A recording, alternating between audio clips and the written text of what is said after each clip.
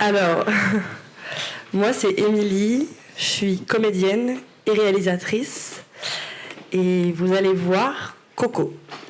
Ce sont des extraits de séquences d'un long métrage que j'aimerais tourner sur l'histoire de ma grand-mère qui était atteinte d'un trouble bipolaire non diagnostiqué et qui a mis fin à ses jours.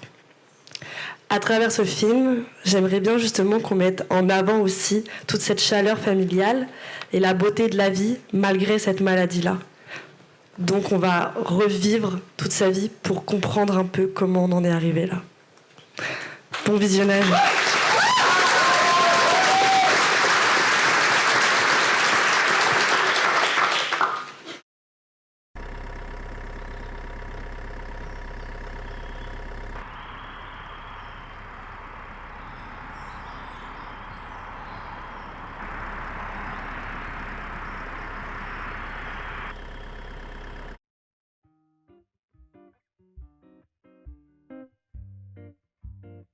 Non mais Coco, tu peux pas être maîtresse, médecin et guitariste. Et pourquoi pas? De nos jours, on peut faire tout ce qu'on veut de toute façon. Tiens, moi, j'aurai la Légion d'honneur, je te le dis. Mais t'es pas nette, hein. Moi, je suis pas nette. Ah, Mais toi alors, tu voudrais faire quoi, tiens? chanteuse. Chanteuse? Ah bah oui, ça c'est super chanteuse. Alors hop, on se lève et on chante. Nickel, oui. Ok, les chanteurs, il faut certainement un truc du style.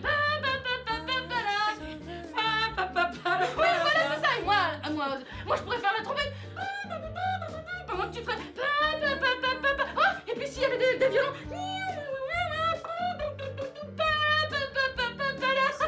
Ça serait génial. Et tu sais ce qu'on pourrait faire aussi?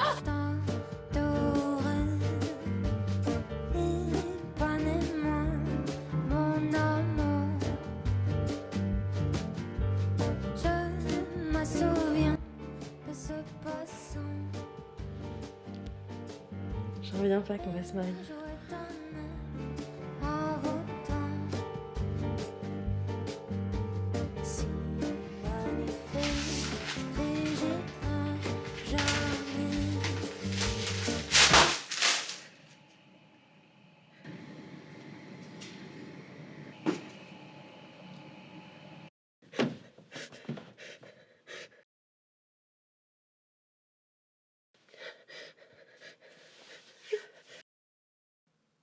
T'as pas à te mettre dans des états comme ça, tu mérites pas ce qui t'arrive.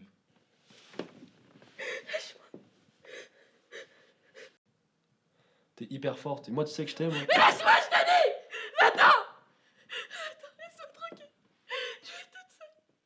Laisse-moi toute seule.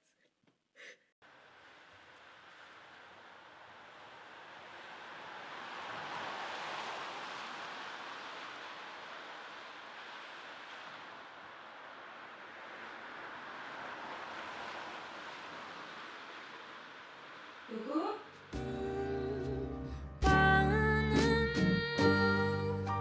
Un jour j'oublierai ce doux parfum.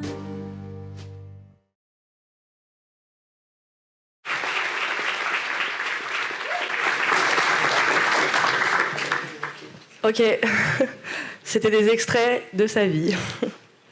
On va passer au diaporama. Je précise pour qu'on puisse se mettre en place. Alors en régie, ils vont vous aider, tu continues, Émilie, Ouais, très bien. et en régie, ils vont essayer de régler Ouais. ce petit souci, voilà. Eh ben, génial. Alors vous allez voir, ça c'est Coco. C'est ma grand-mère qui a mis fin à ses jours à 50 ans.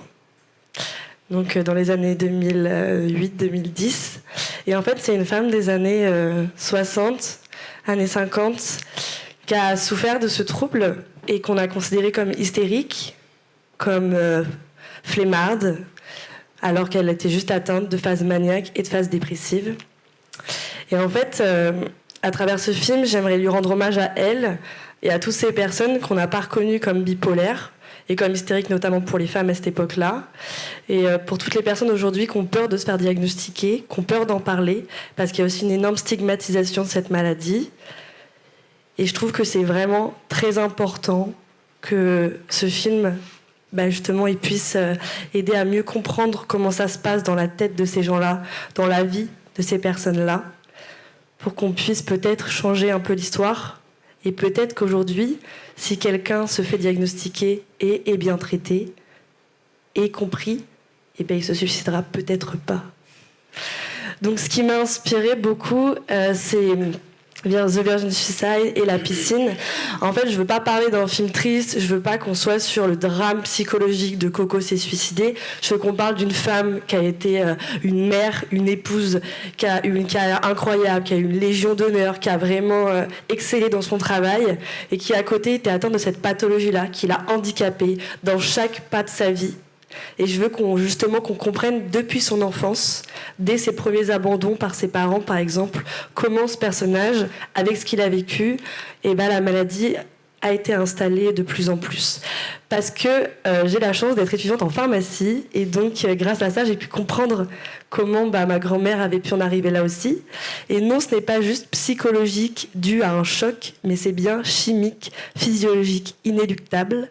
C'est un gène qui se transmet. Et donc on ne choisit pas de devenir bipolaire, on l'est. Et donc c'est très important d'en parler parce qu'on est beaucoup concernés. Donc j'aime bien tout ce qui est flou, enfin vous avez dû le voir. J'aime les caméras qui suivent, qu'on soit un peu dans son intimité, qu'on la suive de l'intérieur. Et qu'on mette en avant la solitude des femmes à cette époque aussi.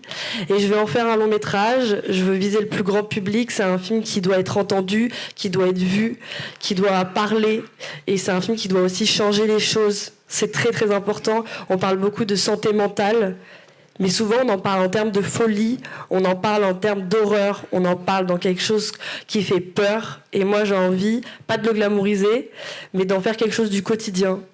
Comme on parlerait d'un enfant qui a un cancer, on parle d'une femme qui a atteint d'un trouble bipolaire, tout simplement. Voilà, je vous remercie à tous.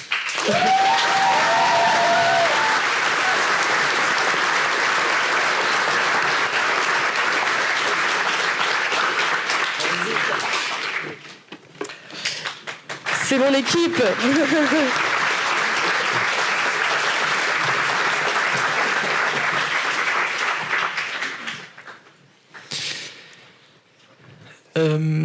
Est-ce que, du coup, tu voulais peut-être un long métrage, est-ce que combien de temps tu penses que t'aimerais suivre le parcours de Coco sur combien d'années? Ouais, et justement, la vie c'est super long, et donc c'est très compliqué de le condenser dans un long métrage. Donc moi j'aimerais cibler 4 moments de sa vie. Son enfance avec une étape clé où elle s'est fait abandonner par ses parents qui sont partis vu qu'ils étaient militaires ailleurs. Son adolescence où il a commencé à y avoir le début des phases maniaques avec sa sœur, comme on peut l'imaginer là. Puis le moment où elle devient épouse et mère avec du coup le fait d'être enceinte et que chez les personnes bipolaires ça provoque souvent des dépressions post-partum hyper importantes.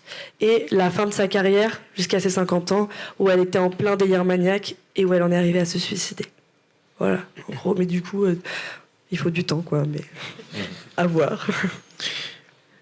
Est-ce que, parce que là, quand tu nous l'as présenté, tu nous as dit Coco s'est suicidée, et ensuite tu nous as raconté son histoire, est-ce que c'est comme ça qu'on va l'aborder en tant que spectatrice quand on va voir le film, c'est-à-dire qu'on saura où est-ce que ça se termine et ensuite on découvre? Coco ne s'est pas suicidée, là. Oui. Coco est sur le point de se suicider, et d'un coup, on rebascule du début de sa vie et on va la suivre. Okay. Et peut-être que Coco ne se suicidera pas parce que justement on aura compris ce qu'elle vit. Et c'est nous qui la sauvons justement en ayant compris et en ayant véhiculé le message.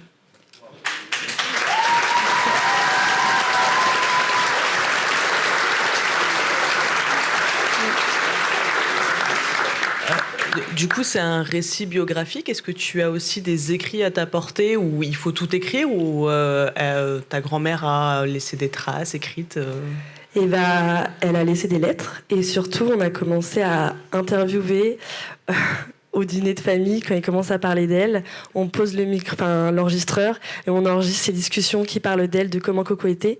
Et en fait, on aimerait bien interviewer des collègues à elle, des amis à elle, les personnes de sa carrière. Et on aimerait bien justement documenter cette recherche, ces interviews, ce processus de création et de recherche de son histoire d'anatomie. Voilà. Donc oui... Et est-ce que tu aimerais que cette recherche, tous ces documents se retrouvent d'une certaine manière dans le film, ou est-ce qu'on serait que dans la fiction? Il n'y a pas ces écrits ou ces ces images. Et ben, je crois que c'est l'histoire de Coco qu'on raconte et juste elle peut être enrichie par d'autres histoires. Parce que du coup la fiction c'est là que c'est génial, c'est qu'on peut aussi venir raconter des choses qui lui sont pas forcément arrivées à elle, mais qui sont arrivées à d'autres personnes. Mais oui, je vois bien ça sous forme d'un biopic aussi, mais qui change un peu quoi, à la fin, peut-être. Et c'est ton premier projet de cinéma? Non, j'ai réalisé un super court-métrage cet été, que ça fait 1 an que je prépare, j'ai arrêté mes études et tout pour me mettre à 100%, qui traite aussi de la psychologie de groupe, dans un groupe d'amis, etc., avec aussi des notions de troubles bipolaires. Et oui, je l'ai réalisé, il fait 30 minutes à peu près, et c'était génial, et j'en ai réalisé des petits, il y en a qui sont en cours d'écriture, et j'ai un truc avec les maladies mentales, ouais.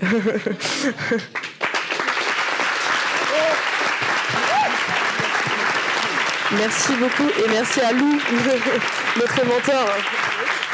Voilà. Et merci à mon équipe, ils sont géniaux, vraiment. Bravo Coco.